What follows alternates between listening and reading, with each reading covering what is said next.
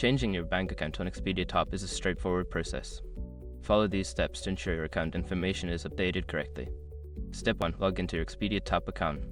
Visit the Expedia TAAP website and enter your login credentials to access your account dashboard. Step 2. Navigate to Account Settings. Once logged in, locate the Account Settings or Profile section.